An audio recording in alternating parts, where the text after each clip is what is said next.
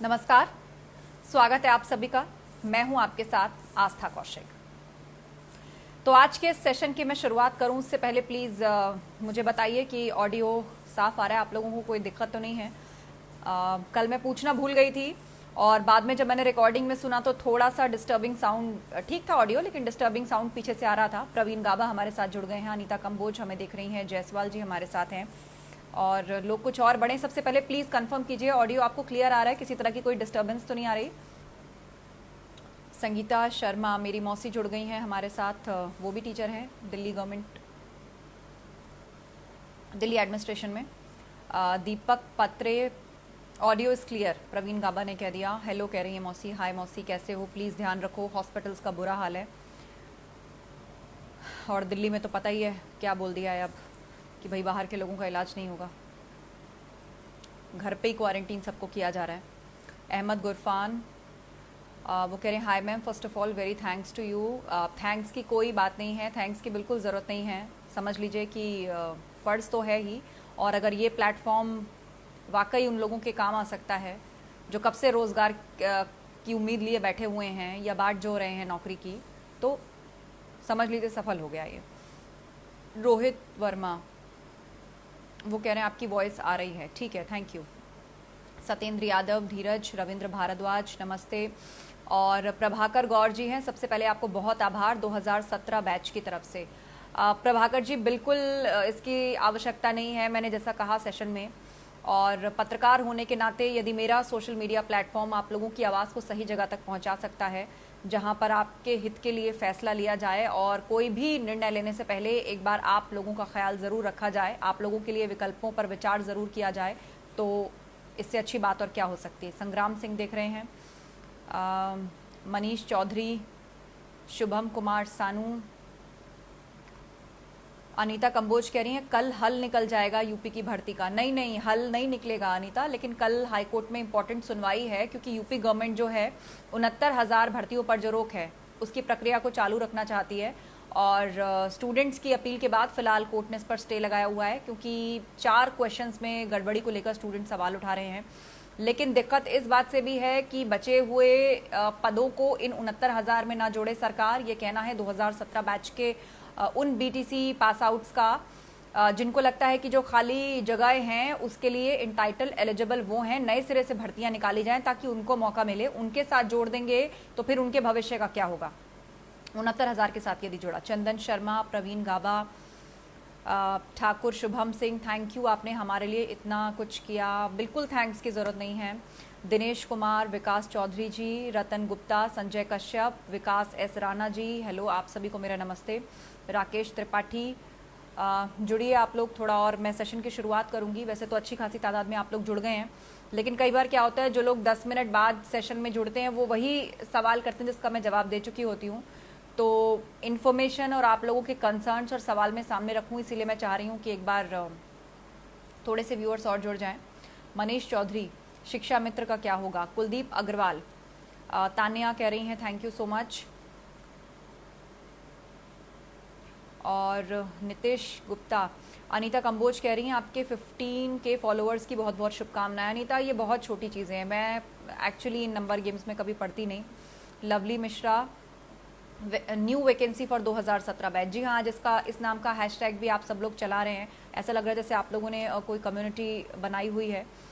और दिवेंदु दयाल कह रहे हैं 2017 batch wants new vacancy in UP basic, please raise this issue before education minister.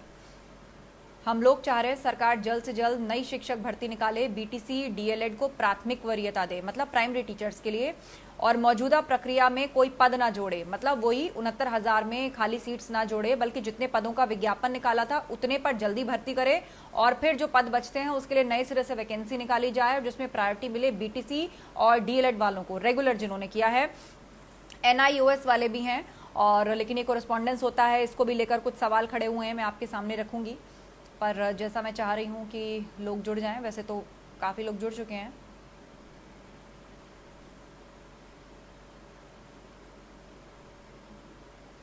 Vishwajeet जी कह रहे हैं कि 69,000 की सेकंड काउंसलिंग फर्स्ट काउंसलिंग के बाद होगा कि फर्स्ट वालों को नियुक्ति पत्र मिल जाएगा तब। देखिए फिलहाल तो काउंसलिंग के पहले ही दिन स्टे लग गया, सब लोग पहुंच भी गए थे सेंटर पे जैसे तैसे, बड़ी मुश्किल से लॉकडाउन में जिनको दूर दराज क्षेत्रों से आना था, पर एंड मोमेंट पर स्टे लग गया। 2017 batch waiting for new vacancy, Dheeraj Kumar देख रहे हैं। मैम 2017 बैच का क्या होगा? अभिनव चौधरी हमारे साथ जुड़ गए हैं। न्यू वैकेंसी 2017 बैच, शिक्षा मित्रों का क्या होगा? मैम यूपी पुलिस का मेडिकल कब होगा? मतलब मैं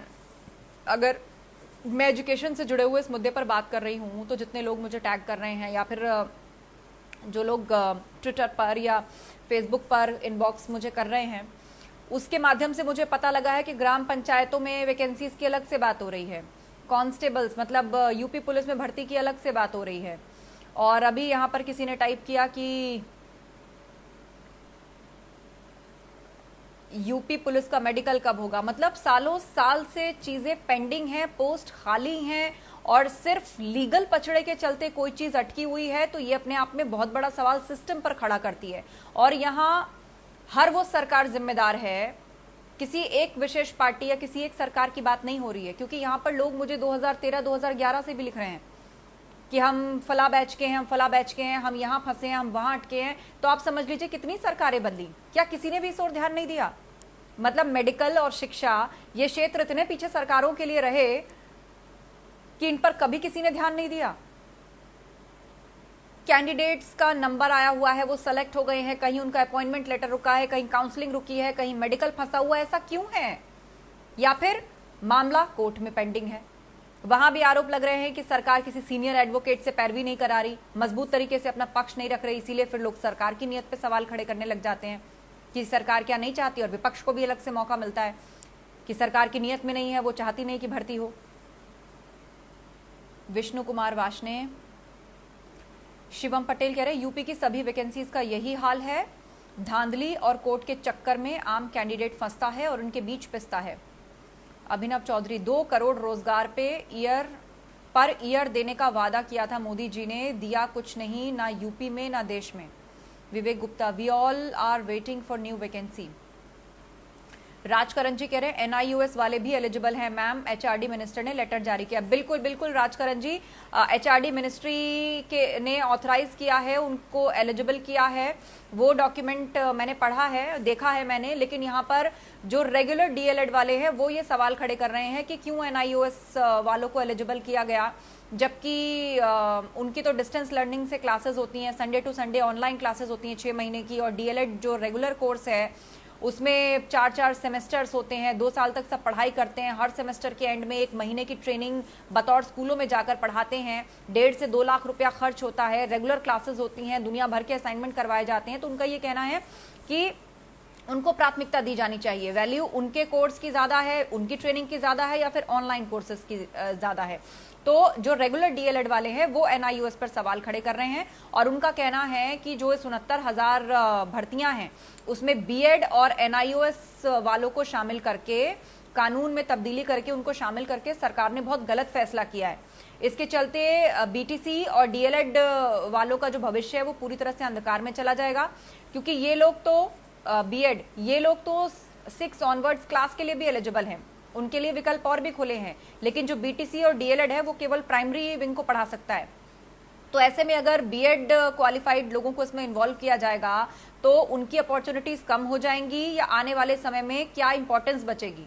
लोग ये सवाल खड़ा कर रहे हैं। तो फिर सरकार ये कोर्सेज बंद ही कर दे, क्यों लोग फिर ये कोर्स कर रहे हैं, इसमें पैसे खर्च कर रहे हैं, इसमें अपना समय जाहिर कर रहे हैं। सीटेट उन्होंने क्लियर किया है, टेट क्लियर किया है, ट्रेनिंग उन लोगों की पूरी हो गई है, कई महीने ऊपर हो चुके हैं, लेकिन फिर भी वैकेंसीज नहीं आ रही हैं। जो बची थी, जिनसे इन लोगों को उम्मीद थी, उस पर शिक्षा मंत्री ने बयान दिया है कि उनको हम 69,000 के साथ जोड़ने की बात कर रहे हैं। तो उसको लेकर ये 2017 बैच जो बीच मझधार में फंसा हुआ है, वो लोग अब ये मूवमेंट चला रहे हैं, हैशटैग चला रहे हैं कि नई वैकेंसी निकालो, हमें इंसाफ दो। और सबसे बड़ी बात कि डीएलएड और जो बीटीसी है, प्राइमरी एजुकेशन टीचर्स में इनको वरीयता दी जाए, बीएड को सेकंड एलिजिबल बनाया जाए। तो ये इस वक्त मूवमेंट चलाया जा रहा है सोशल मीडिया के माध्यम से। और कल हाईकोर्ट में अहम सुनवाई है, मैं बताऊंगी किस मुद्दे को लेकर। और प्राची दीक्षित कह रही है मैम जूनियर की 4,000 वैकेंसी के लिए भी बोले। देखिए लोग इतनी सारी बातें बता रहे हैं, पता चलता है कि जो पद खाली पड़े हैं उन तक पर ठीक से रिक्रूटमेंट नहीं हो पा रही है। वो या तो लेट लतीफ़ी या किसी लीगल पचड़े या फिर किसी इंक्वायरी की भेंट चढ़ा हुआ है। सालों साल बीत रहे हैं, कैंडिडेट्स की उम्र हो रही है, और दूसरी बड़ी बात कि भाई सरकारी नौकरी जिससे उम्मीद थी, मेरिट लेकर आए, क्लियर किया, पता चला उस एग्जाम में फिर गड़बड़ी के सवाल उठने लग गए, कोई नकल का गैंग पकड़ा गया। तो मुद्दे बहुत सारे हैं, पेचीदगियां बहुत सारी हैं, लेकिन बड़ी बात यह है कि ये उत्तर प्रदेश से जुड़ी हुई खासतौर पर शिक्षक भर्तियां जो हैं उन्हीं में इस तरह की धांधली क्यों सामने आती है। यहां पर तमाम कैंडिडेट सवाल उठा रहे हैं कि यूपीएससी में तो कभी ऐसा बवाल नहीं होता, वो जिस तरह से एग्जामिनेशन कंडक्ट कराता है, पूरा प्रोसेस होता है और उस पर तो कभी कोई सवाल नहीं उठाता। ये उत्तर प्रदेश के अंदर शिक्षा विभाग से जुड़ी हुई कोई भी वैकेंसी है वो क्यों हमेशा भेंट चढ़ जाती है, क्यों बीच में लटक जाती है किसी ना किसी या तो लीगल कार्रवाई की, या फिर कोई इंक्वायरी कमीशन बैठ जाता है, या निश्चित काल के लिए चीजें होल्ड हो जाती हैं, कैंडिडेट्स बीच में फंस जाते हैं। अंकुर चौहान कह रहे हैं कि DElEd batch 17 batch wants new vacancy for PRT. जी हाँ, वही प्राइमरी टीचर्स जो मैं आपको बता रही हूँ, अनुपम आदित्य जुड़ गए हैं। दीपक दुबे कह रहे हैं थैंक्स फॉर सपोर्टिंग अस। देखिए, मेरा सपोर्ट उन सभी बेरोजगारों को है, मेरा सपोर्ट उन सभी कैंडिडेट्स को है जो मेरिट पर आए हैं, जिन्होंने मेहनत की है, सालों साल से वैकेंसीज अटकी हुई हैं, वो किसी कारण या किसी पचड़े में पड़कर अगर नहीं उनको फुलफिल किया जा रहा तो प्रायोरिटी पर उन सभी दिक्कतों को दूर करके ट्रांसपेरेंसी के साथ एक फेयर प्रोसेस के साथ रिक्रूटमेंट हो। स्कूल्स में टीचर नहीं है, वैकेंसीज खाली हैं, लोग कह रहे हैं हमारे पास रोजगार नहीं है, लेकिन जिन लोगों ने एग्जाम निकाला है, क्वालिफाई किया है, मेरिट में नंबर आया है, केवल और केवल कुछ लोगों की लापरवाही, गड़बड़ी या सवालों के चलते उनका भी भविष्य अटक जाता है। तो सरकार को चाहिए कि जल्द से जल्द कोई सोल्यूशन निकाले और आने वाले 2-3 महीनों में इन सारी दिक्कतों को दूर करते हुए एक फेयर प्रोसेस के तहत रिक्रूटमेंट शुरू हो, क्लैरिटी मिले कैंडिडेट्स को कि अब आगे क्या होने जा रहा है।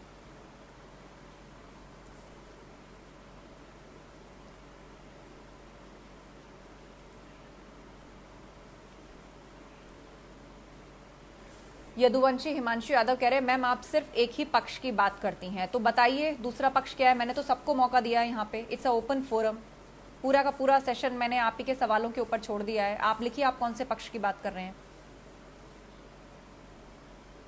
सरकार कह देती है मामला कोर्ट में है, कैंडिडेट्स कह रहे हैं हम सालों साल से अटके हैं, उनके भी ये प्राइमरी कंसर्न है और उसके अंदर भी सब कंसर्न्स हैं कि भाई प्राइमरी टीचर्स के लिए फिर बीएड और एनआईओएस वालों को क्यों शामिल किया गया, वहाँ गलती हो रही है।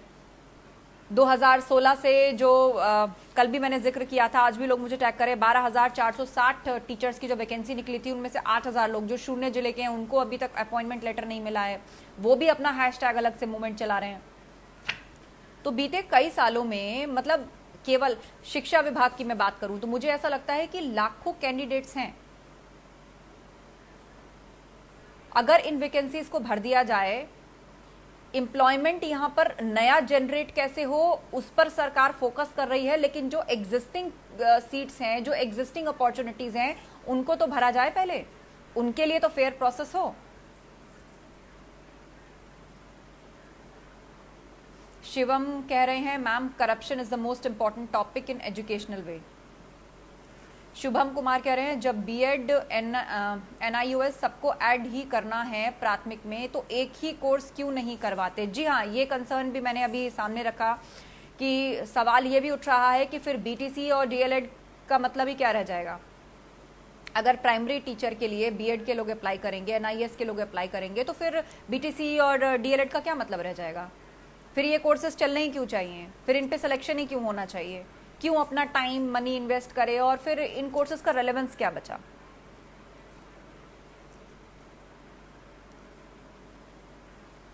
सपना यादव कह रही है 3 years मोर पेनफुल, 12,460 टीचर वैकेंसी। मैंने आपको बताया ना कि बीनू दुबे देख रहे हैं अभी कि किस तरह से ये भी कई सालों से अटका हुआ मैटर है जिसमें 8,000 लोगों को अपॉइंटमेंट लेटर नहीं मिले हैं।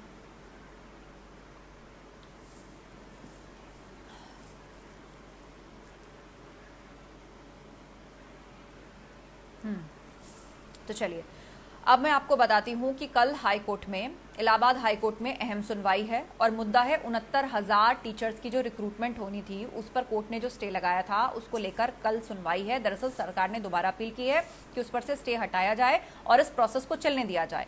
काउंसलिंग थी, हाईकोर्ट ने स्टे लगाकर उसको रोक दिया था, प्रोसेस को होल्ड कर दिया था और यूजीसी के एक पैनल को इन्वॉल्व किया था कि जिन क्वेश्चंस पर स्टूडेंट सवाल उठा रहे हैं, वो 4 सवाल हैं, जिस आंसर की को लेकर सवाल उठा रहे हैं कि अब आप बताइए उनका सही जवाब क्या है।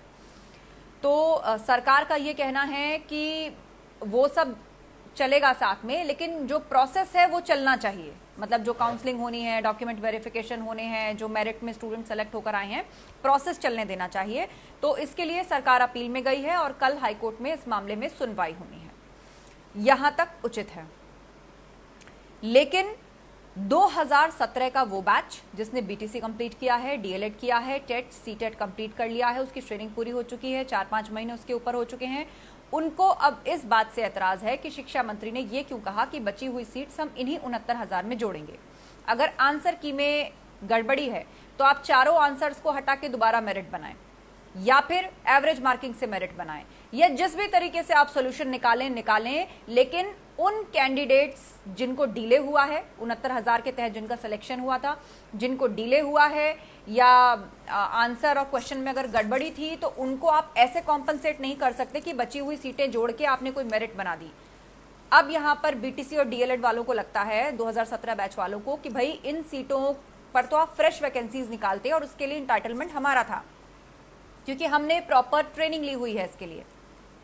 और उसमें सेकंड कंसर्न ये है कि सरकार ने क्यों इसमें बीएड और एनआईओएस वालों को भी एलिजिबल कर दिया है प्राइमरी टीचर के लिए, जबकि प्राइमरी टीचर के लिए जो एलिजिबिलिटी है या जो फर्स्ट प्रायोरिटी है, जो वरीयता है, वो बीटीसी या फिर डीएलएड वालों को दी जानी चाहिए,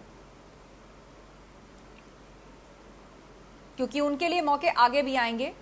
वो टीजीटी बन सकते हैं, पीजीटी बन सकते हैं, आगे भी वो अपॉर्चुनिटीज में अप्लाई कर सकते हैं, लेकिन इन लोगों का जो इंटाइटलमेंट है या ये कह लीजिए जॉनर है, वो प्राइमरी टीचर के लिए है। तो 2-3 तरीके से उन लोगों पर मार पड़ रही है। उनका ये भी कहना है कि हमने 2 साल का रेगुलर कोर्स किया है, बहुत सारे लोगों ने तो लोन लिया है, कर्ज ले लेकर 1.5 से 2 लाख खर्च आता है इस पूरे कोर्स में।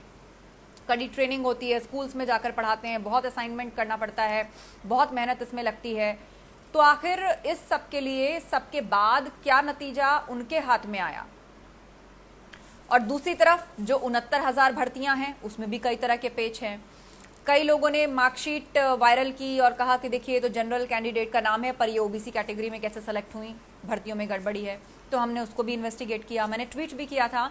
तो बाद में पता चला कि वो फॉर्म कैंडिडेट ने खुद लिखकर ही फाइल किया था, उसमें विभाग का, शिक्षा विभाग का कोई लेना देना, कोई हाथ नहीं था।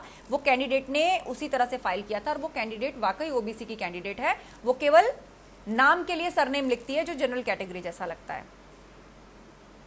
मतलब कि वो मार्कशीट जो थी वो फेक नहीं थी, वो सही थी, उसमें कोई गड़बड़ी नहीं थी और ना ही शिक्षा विभाग का कोई हाथ था।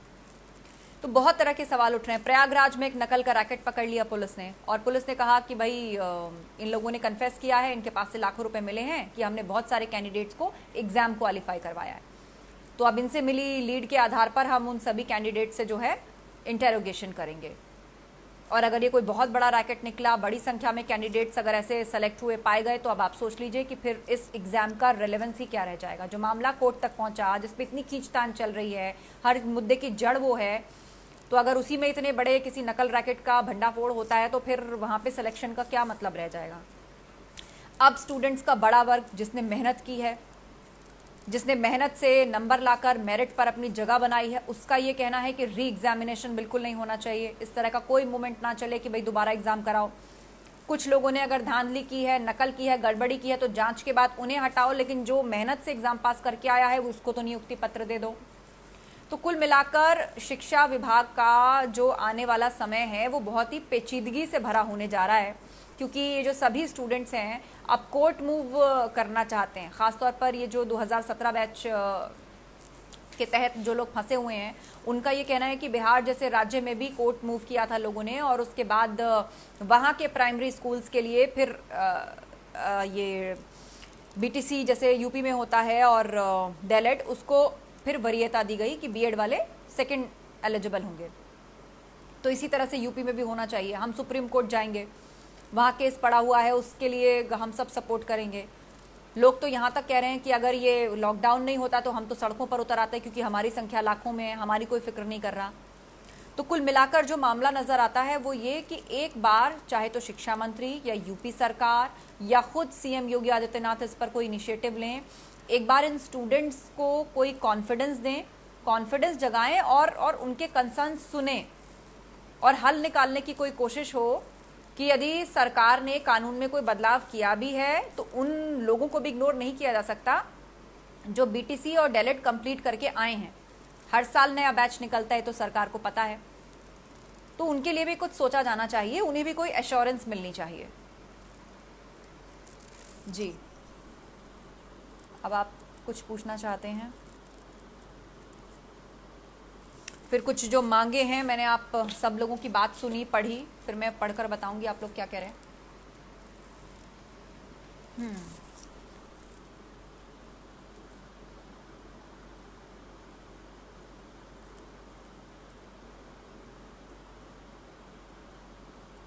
अंकित कौशल कह रहे हैं कल आप ही के द्वारा जो कहा गया कि पदों की कमी नहीं है तो जल्द से जल्द उन रिक्त पदों की भर्ती की जाए, नई भर्ती और स्वच्छ भर्ती के रूप में। जी हाँ, बिल्कुल, पुराने मामले जल्द पेंडिंग हो और नई रिक्रूटमेंट या जो नई जगह है ट्रांसपेरेंट प्रोसेस हो। क्यों शिक्षा विभाग की भर्तियां हमेशा कोर्ट में पहुंच जाती हैं, कैंडिडेट्स का भविष्य अधर में लटक जाता है। इस पूरे प्रोसेस को और फेयर करने की, कोई गड़बड़ी ना हो, अधिकारियों की जवाबदेही तय करने की जरूरत है।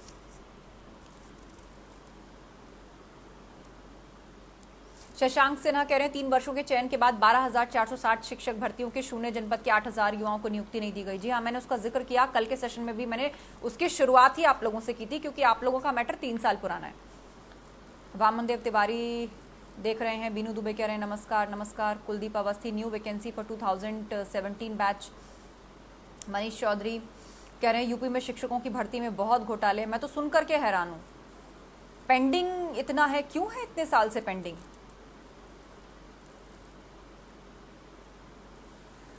शिव कुशवाहा कह रहे हैं रेगुलर डीएलएड को पीआरटी में प्रायोरिटी दे गवर्नमेंट। रोहित शर्मा कह रहे हैं 17 बैच न्यू वैकेंसीज कब निकलेंगी? पूरी वैकेंसी सारी कंप्लीट हो जाएं, 12,460 भर्ती। चित्रा सिंह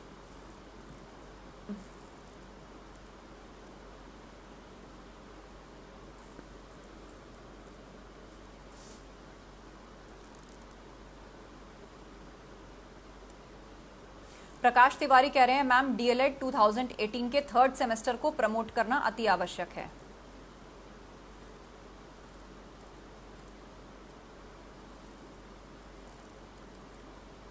आरती धीमान कह रही हैं जस्टिस फॉर डीएलएड बीटीसी।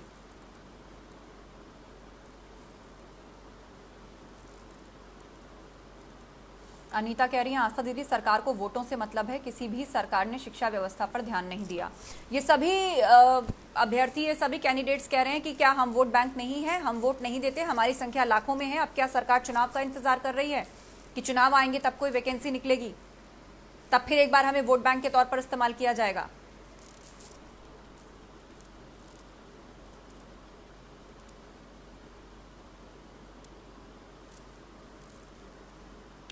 पूजा यादव कह रही है बीटीसी 4 बार सीटेट और 5 बार टीईटी पास होने के बाद भी, हमारा चयन होने के बाद भी ज्वाइनिंग नहीं की गई। बताइए क्या मतलब रह गया फिर इस तरह के कॉम्पिटिशन्स का, इस तरह के कोर्सेज का? क्यों चला रही है फिर ये गवर्नमेंट?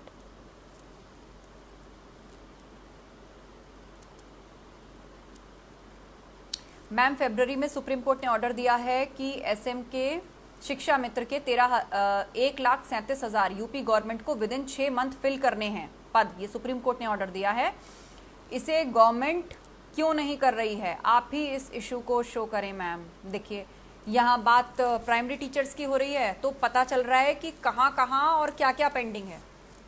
पुलिस में अलग, किसी का मेडिकल पेंडिंग है, कहीं ग्राम पंचायत लेवल पर नहीं हो रहा है। ये शिक्षा मित्र, इन्होंने कहा सुप्रीम कोर्ट के ऑर्डर्स के बावजूद, देखिए 6 महीने बीतने को जा रहे हैं और अभी तक सरकार ने कोई रिक्रूटमेंट नहीं की है।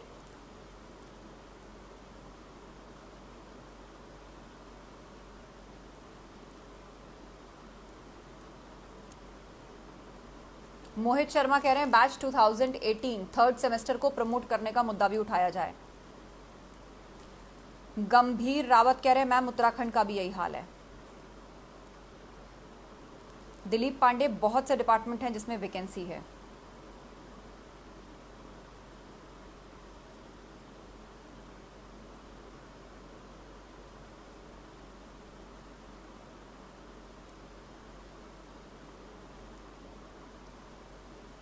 Promote DElEd third semester.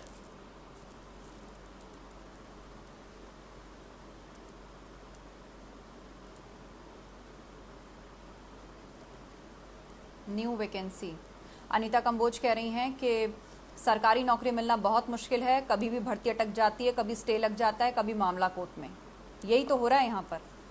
बेचारे लाखों कैंडिडेट्स जो हैं वो सोच रहे हैं कि मिलेगी भी कि नहीं मिलेगी, कितने साल और लग जाएंगे।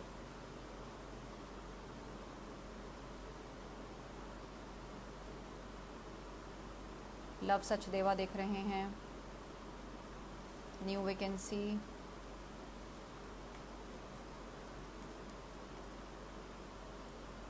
New vacancy priority, new vacancy priority. लोग यही टाइप करके भेज रहे हैं। Justice for DElEd 2018।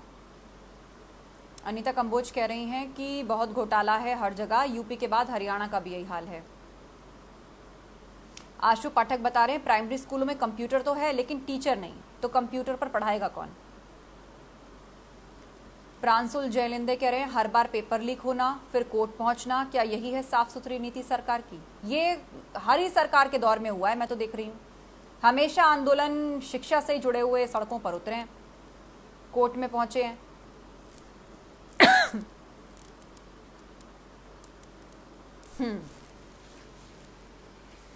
तो देखिए, बीटीसी डीएलएड की पर्याप्त संख्या है तो फिर बीएड और एनआईओएस को प्राइमरी टीचर्स के तौर पर क्यों एलिजिबल किया जा रहा है, क्यों इसमें प्राइमरी कैटेगरी में लाया जा रहा है, जबकि बीएड के पास दूसरी वैधता भी है। एनआईओएस तो कोरेस्पॉन्डेंस कोर्स है, उनकी संडे टू संडे क्लासेस चलती हैं, ऑनलाइन क्लासेस हैं, जबकि बीटीसी और डीएलएड रेगुलर होता है। 2 साल इसमें लगते हैं, 4 सेमेस्टर होते हैं। हर सेमेस्टर के एंड में 1 महीने स्कूलों में जाकर पढ़ाना होता है, खूब सारे असाइनमेंट करते हैं। तो उनका ये कहना है कि हम बेटर ट्रेंड हैं, हमने समय पैसा सब इन्वेस्ट किया है और ये सरकारी तो करवा रही है। बीटीसी डीएलएड टेट सीटी सब सीटेट हमने सब क्लियर किया हुआ है, फिर भी हमारा नंबर नहीं आ रहा। तो ऐसे में प्राइमरी टीचर्स के लिए जो फर्स्ट एलिजिबिलिटी होनी चाहिए वो बीटीसी और डीएलएड की होनी चाहिए। बीएड वालों को सरकार इसमें क्यों लाई, ये एक बड़ा सवाल कैंडिडेट उठा रहे हैं। उसके अलावा दूसरा उठ रहा है कि जो 69,000 शिक्षक भर्ती हैं उसमें धांधली की जांच की जाए। धांधली भी कई तरह की, एक तो आंसर शीट को लेकर, मतलब आंसर की को लेकर विवाद है, वो कोर्ट में चल रहा है। नकल रैकेट पकड़ा गया है। तीसरा ये कहा जा रहा है कि शिक्षा विभाग के कई बड़े अधिकारियों पर जांच बिठाई जानी चाहिए। जो टॉपर हैं उनके एक बार इंटरव्यू लेकर आप दिखाइए, उनको पता भी नहीं है। लोग इस तरह की खबरें पोस्ट कर रहे हैं कि जो सेलेक्ट हुआ है, जिसके बड़े अच्छे नंबर आए हैं, जो टॉपर है उसको राष्ट्रपति का नाम नहीं पता। बहुत तरह के लोग सवाल उठा रहे हैं। और एक बात मैं और बता दूं, उत्तर प्रदेश सरकार ने एक सर्कुलर जारी किया है शिक्षा विभाग ने, और उसमें लिखा हुआ है कि इस पर्टिकुलर मुद्दे से जुड़ी हुई अगर किसी ने फेक न्यूज फैलाई या फिर किसी प्रोपेगेंडा के तहत कुछ मॉडिफाइड कंटेंट चलाया, गलत कंटेंट किसी ने पोस्ट किया, तो उस पर सख्त कार्रवाई होगी। साइबर विंग जो है उस पर पूरी नजर रखे हुए है। तो कोई भी अगर फेक कंटेंट इस मुद्दे से जुड़ा हुआ जानबूझ करके किसी प्रोपेगेंडा के तहत अगर कोई फेक कंटेंट प्रोड्यूस करता है, ऑब्जेक्शनेबल चीज, बात, वीडियो, टेक्स्ट या गलत जानकारी पेस्ट करता है, तो उस पर सख्त कार्रवाई होगी। ये आज शिक्षा विभाग की तरफ से सर्कुलर में देख रही थी, उसमें साफ लिखा हुआ है कि साइबर विंग जो है, साइबर सेल जो है, उसकी पूरी नजर बनी हुई है लोगों पर। बीएड को सेकंड वरीयता में लाने के लिए सुप्रीम कोर्ट में जो केस पड़ा है उसमें सभी लोग मिलकर सपोर्ट करें। अब जो है ये लोग अपनी कम्युनिटी को और स्ट्रॉन्ग कर रहे हैं, सोशल मीडिया पर कैंपेन चला रहे हैं, ग्रुप्स व्हाट्सएप के अलग से बनाए हुए हैं, लोगों ने यूनाइट हो रहे हैं और कह रहे हैं कि इस मूवमेंट को हम एक बड़ा रूप देंगे। सॉरी, ब्रॉडकास्ट चला गया था। धांधलियों में जो भी इन्वॉल्व है, ये मांग की जा रही है कि उसे कड़ी सजा मिलनी चाहिए, चाहे वो कोई छात्र हो, अधिकारी हो, कोई पावरफुल इन्फ्लुएंशियल हो, जो भी इसकी जद में आता हो और दोषी पाया जाए उसको सजा दी जानी चाहिए। इसके अलावा आने वाले समय में, मतलब जो अगली परीक्षाएं होंगी वो कोर्ट तक ना पहुंचे, इस पर सरकार विचार करें, प्रोसेस को स्ट्रांग बनाए, कोई गड़बड़ी ना हो, कोई करप्शन, कोई हेरफेर किसी तरह का ना हो, और एक फेयर पूरा जिस तरह परीक्षा ऑर्गेनाइज कराई जानी चाहिए प्रोसेस के थ्रू, ऐसा करें ताकि फिर वो कोर्ट में ना घसीटे जाएं। तो ये मांगे जो हैं अब वो रखी जा रही हैं। और किस तरह की अनियमितताओं पर को लेकर सवाल उठ रहे हैं 69,000 भर्तियों में। एक तो आरक्षण पर सवाल उठ रहा है कि इसमें जिनको मिलना चाहिए था आरक्षण, उनकी सीटें कम हो गई हैं, और कट ऑफ किस आधार पे बनी है उसको भी लेकर लोग सवाल उठा रहे हैं। आंसर कीज, उसमें 4 क्वेश्चंस गलत हैं। डबल बेंच, सुप्रीम कोर्ट, भ्रष्टाचार, पेपर लीक, ये तमाम आरोप जो हैं वो इस 69,000 भर्तियों को लेकर लग रहे हैं, जिस पर इन स्टूडेंट्स का कहना है कि री एग्जामिनेशन नहीं होना चाहिए और जांच होनी चाहिए, क्योंकि जिन लोगों ने मेहनत से पेपर पास किया है उनको कम से कम नियुक्ति पत्र मिले। पर स्टूडेंट्स के बीच में से एक बड़ी कम्युनिटी ऐसी है जिसका कहना है कि री एग्जाम करा लो, कोई दिक्कत नहीं है, जब इतनी गड़बड़ी है, इतनी धांधली है, इतने बड़े पैमाने पर हेरफेर है तो री एग्जाम करा लो। अब दूसरा कम्युनिटी कह रही है कि जो फेल हो गए हैं री एग्जामिनेशन की मांग वही कर रहे हैं। तो सरकार के लिए इन गुत्थियों को सुलझाना मुश्किल होगा, पर आने वाले 2-3 महीनों में सबको सुलझा लेने की जरूरत है, और जो खाली वैकेंसीज है फेयर तरीके से उसको भरने की जरूरत है।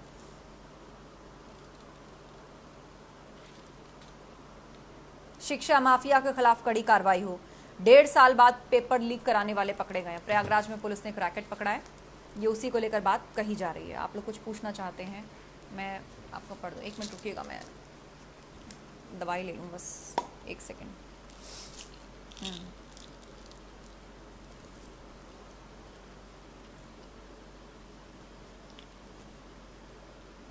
ईशान गुप्ता कह रहे हैं प्लीज़ मैम 69,000 के बारे में बोलिए, ये लोग बस भर्ती फंसाना चाह रहे हैं। देखिए मैंने कहा ना, आप लोग जितने भी कैंडिडेट्स हैं उनके बीच में जितने व्यू पॉइंट्स हैं या अलग अलग जिसका सोचना है, कौन आपस में भी लोग बहुत कुछ आरोप एक दूसरे पर लगा रहे हैं, वो मैंने सब पढ़ दिया, सब कुछ सामने रख दिया। कौन एग्ज़ाम कराना चाहता है, कौन नहीं कराना चाहता, सबके बारे में मैंने बात की।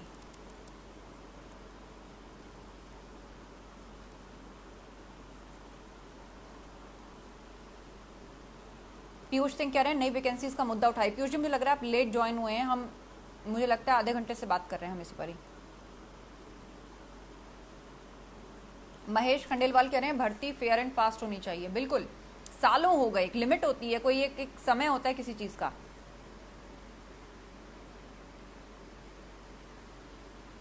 मोहित यादव कह रहे हैं मंत्री जी जरा टेट पास करें। देखिए आरोप लगाने से कुछ नहीं होगा, सॉल्यूशन ढूंढना चाहिए।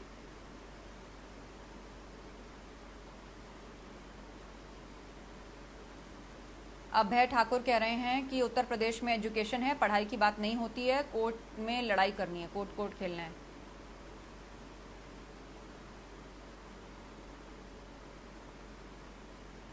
राजकरण कह रहे हैं कि एनआईओएस वालों से सबको प्रॉब्लम क्यों हो रही है, कंपटीशन है, जिसमें टैलेंट है वो क्लियर करे, ऐसे डर क्यों रहे हो एनआईओएस से, और ये कोर्स गवर्नमेंट ने स्पेशल अमेंडमेंट से करवाया है, और फुल इन्फॉर्मेशन ले मैम, आप हमारे फेवर में बात करेंगे।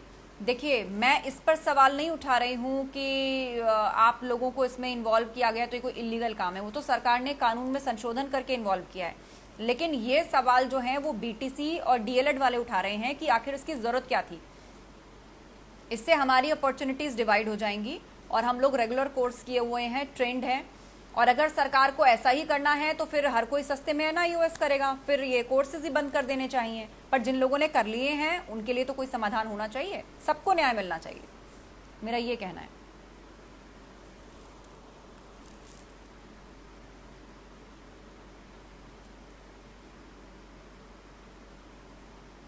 अब देखिए मैं आप ही लोगों के व्यू पॉइंट की बात कर रही हूँ। अजय कुमार यादव कह रहे हैं सरकार को कितने प्रमाण चाहिए 69,000 अध्यापक वैकेंसीज में, अच्छे स्टूडेंट्स हुए हैं किंतु पेपर आउट से लेकर तमाम गिरोह पकड़े जा रहे हैं, इसलिए हम लोग चाहते हैं वैकेंसी रद्द हो। जितने कैंडिडेट्स हैं उन सबका आपस में भी एक दूसरे पर बहुत कुछ क्रॉस एलिगेशन है, सबके अपने अपने हित हैं, हर कोई अपने फ्यूचर के बारे में सोच रहा है।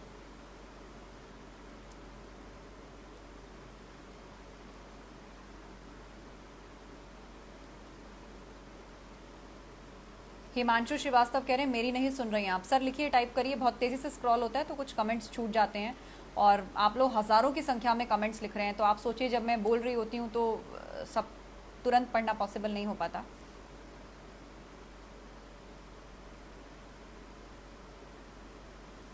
आशुतोष यादव कह रहे हैं मंत्री जी बीटीसी में एडमिशन कराकर एक दिन में 3-3 पेपर देकर देखें, पता चल जाएगा। देखिए, मैंने कहा कि ये ना एलिगेशन या आरोप लगाने का वक्त नहीं है। कोई अगर मूवमेंट चला रहे हैं, वो जल्द से जल्द अपने अंजाम तक पहुंचे, मकसद तक पहुंचे, सिस्टम ठीक हो, ताकि आगे इस तरह की गड़बड़ियों की गुंजाइश ही ना बचे। कोई मूवमेंट अगर चला है, उठा है, तो नतीजा ये होना चाहिए कि सिस्टम में पूरी तरह से सुधार हो जाए, ताकि आगे कोई कोर्ट कचहरी, किसी परीक्षा को, किसी वैकेंसी को लटकना ना पड़े। एक बार वहां सफाई अच्छे से हो जानी चाहिए।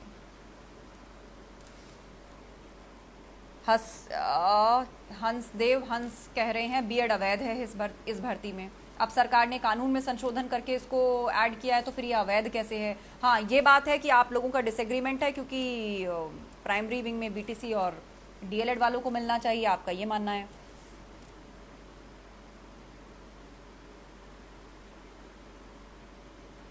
प्रवीण यादव कह रहे हैं मैम मेन मुद्दा है बीएड को प्राइमरी से हटाने का, या फिर डीएलएड को भी वो सारे मौके दिए जाएं जो बीएड को मिलते हैं, सिंपल। अच्छा, मतलब इक्वालिटी, कि अगर बीएड को आप प्राइमरी में लेकर आ रहे हैं तो फिर डीएलएड वालों को भी एलिजिबल बनाएं, कि फिर वो भी आगे क्लासेस के लिए फर्दर जो पीआरटी के बाद टीजीटी या आगे वैकेंसीज निकलती हैं उनको भी बराबरी पर लाया जाए।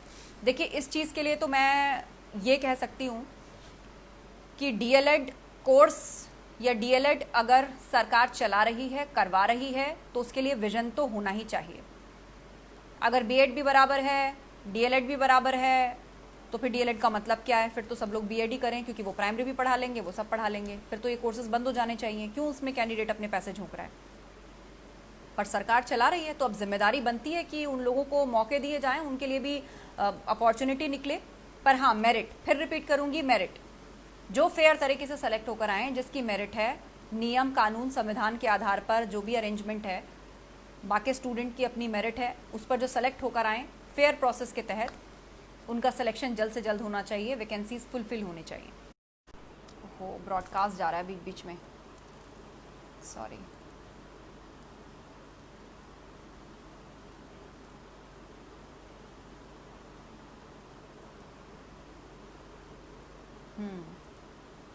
ज़्यादातर लोग अब वही बातें रिपीट कर रहे हैं जिनको मैंने शुरू में पढ़ दिया।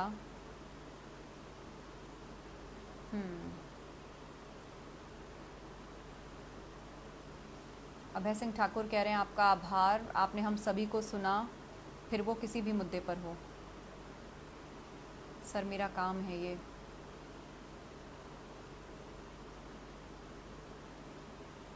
और वैसे माननीय न्यायालय, सुप्रीम कोर्ट, उस पर विश्वास रखिए, उसका रास्ता खुला है, और लोकतंत्र है, सबके साथ न्याय होना चाहिए। हम तो चाहेंगे कि शिक्षा विभाग की ही तरफ से कोई बयान आए जिससे ये क्लैरिटी मिले कि दरअसल सबका ध्यान रख रही है सरकार।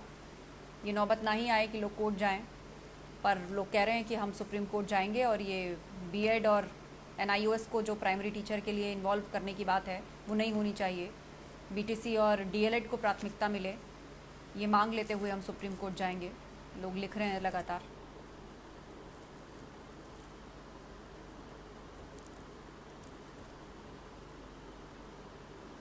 सुनील अग्रवाल कह रहे हैं strict actions should be taken.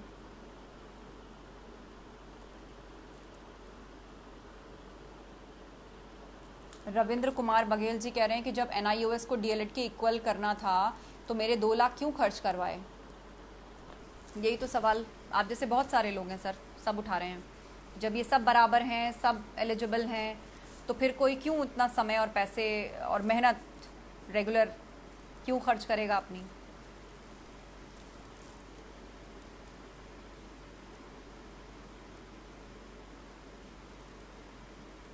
Ma'am, जब सबको प्राथमिक में ही शामिल करना है तो 2 लाख लगाने का क्या मतलब? 5,000 में एनआईओएस कर लें। क्रिकेटर बबलू यादव।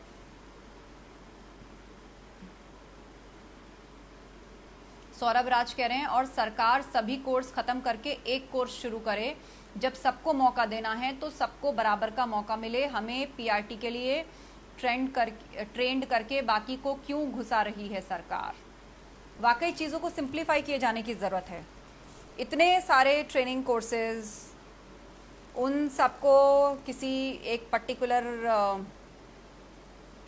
क्लस्टर के लिए अलाइन कर दिया, जबकि सबका जोनर अलग अलग था। उन सबको एक जगह सरकार ने कर दिया, तो फिर अलग अलग कोर्सेज का क्या मतलब रह गया। तो इसको भी सिंप्लीफाई किए जाने की ज़रूरत है प्रोसेस को, या तो कुछ लिमिटेड कोर्स हों, या आने वाले समय में अगर सरकार ऐसा विचार कर रही है तो जो लोग बाकी के कोर्स में जा रहे हैं तो उनके बारे में भी सोचे, उनको भी कोई विकल्प दे। रोहित सिंह कह रहे हैं UP PSC 2017 government polytechnic lecturer के लिए भी बोलिए प्लीज़। एक एक करके देखिए कहाँ कहाँ से लोग बाग बता रहे हैं मुझे कि क्या क्या पेंडिंग पड़ा हुआ है।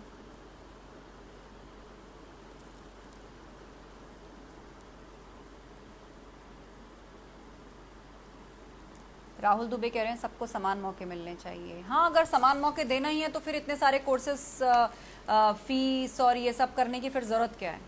कोई एक या दो सिंप्लीफाई चीज़ें रखे सरकार, उनका कैटेगराइजेशन रखे, उसके बाद मेरिट के आधार पर कैंडिडेट सेलेक्ट हो, ट्रेन हो, वैकेंसीज निकलें, फिर प्रोसेस के थ्रू सिलेक्शन हो जाए, कोर्ट कचहरी की ज़रूरत ना पड़े। प्रोसेस को सिंप्लीफाई और फेयर करने की बहुत ज़रूरत है। अतुल पंडित कह रहे हैं डीएलएड कोर्स भी बंद कर देना चाहिए। लोग कह ही रहे हैं कि हम 5,000 में एनआईओएस करके आ जाएंगे, हम क्यों 2 लाख रुपए लगाएंगे, जब वो भी उसी पोस्ट के लिए अप्लाई कर रहे हैं, हम भी उसी पोस्ट के लिए अप्लाई कर रहे हैं। शानू अग्रवाल कह रहे हैं मैम ये भी पूछेगा कि एलिजिबिलिटी और ड्यूरेशन सेम है तो बीएड सब जगह और डीएलएड सिर्फ पीआरटी में क्यों लिमिट है। वही जो आप लोग इक्वालिटी की बात कर रहे हैं कि या तो इनकी भी इक्वालिटी बढ़ाई जाए डीएलएड वालों की, कि ठीक है कि वो टीजीटी में भी अप्लाई कर सकते हैं।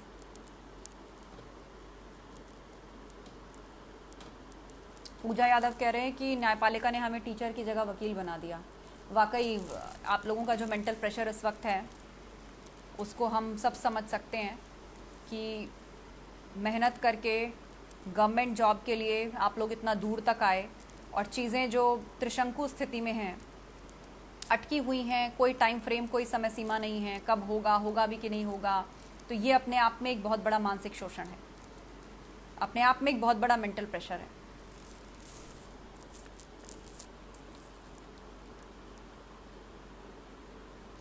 मैम सुन लीजिए,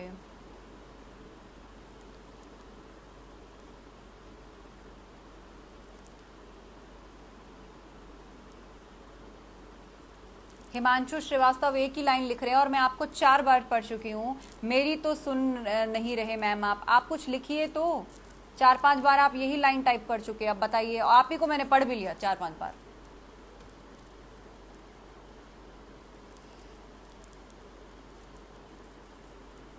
प्रवेश चौधरी कह रहे हैं मैम 12,460 के बारे में बोलो प्लीज़। प्रवेश जी मैं 3-4 बार बोल चुकी, आप शायद लेट ज्वाइन हुए हैं और कल के सेशन की शुरुआत भी मैंने इसी सबसे की थी। जो शून्य ज़िले के 8,000 लोगों को नहीं मिला है अपॉइंटमेंट लेटर, उनको देना चाहिए, उनको भी क्लैरिटी देनी चाहिए सरकार को, क्यों पेंडिंग है इतना सब कुछ। और तमाम कैंडिडेट्स ये भी आरोप लगा रहे हैं कि किसी क्यों वरिष्ठ अधिवक्ता को सरकार कोर्ट में पैरवी नहीं करवाती है या लेकर आती है ताकि मामला जल्द से जल्द सुलझ जाए और किसी अंजाम तक पहुंचे। उनको भी समझ में आए कि अब दरअसल आगे करना क्या है। गोविंद सोनी कह रहे हैं मैम अब बीटीसी के लिए डिबेट करें। रोहित यादव देख रहे हैं हमें, सुरेंद्र कुमार हमें देख रहे हैं, सलोनी शर्मा सरकार की वजह से डीएलएड 2017 बहुत मानसिक तनाव झेल रहा है, प्रायोरिटी बीटीसी को देनी चाहिए। सोनू पटेल, अमित पाल कह रहे हैं ऑल द बेस्ट। फिर हिमांशु श्रीवास्तव ने टाइप किया मेरी भी सुन लीजिए प्लीज मैम। आप सर कुछ कहिए तो। 6 बार मैंने पढ़ दिया आपका नाम, अब नहीं पढ़ूंगी नाम अगर रेलेवेंट बात नहीं लिखी तो। हर्ष तिवारी देख रहे हैं, पूजा शर्मा, अभिषेक दुबे मैम स्टूडियो में डिबेट करिए एक दिन। देखिए हमारा जो यूपी उत्तराखंड चैनल है एबीपी न्यूज़ का, एबीपी गंगा, उस पर बीते हफ्ते कई डिबेट्स हुई हैं और कल हाईकोर्ट में सुनवाई है तो इस पर कोई ना कोई बड़ी कवरेज ज़रूर होगी। और हम यही चाहते हैं कि ये मामला जल्द से जल्द सुलझे, खाली वैकेंसीज भरी जाए।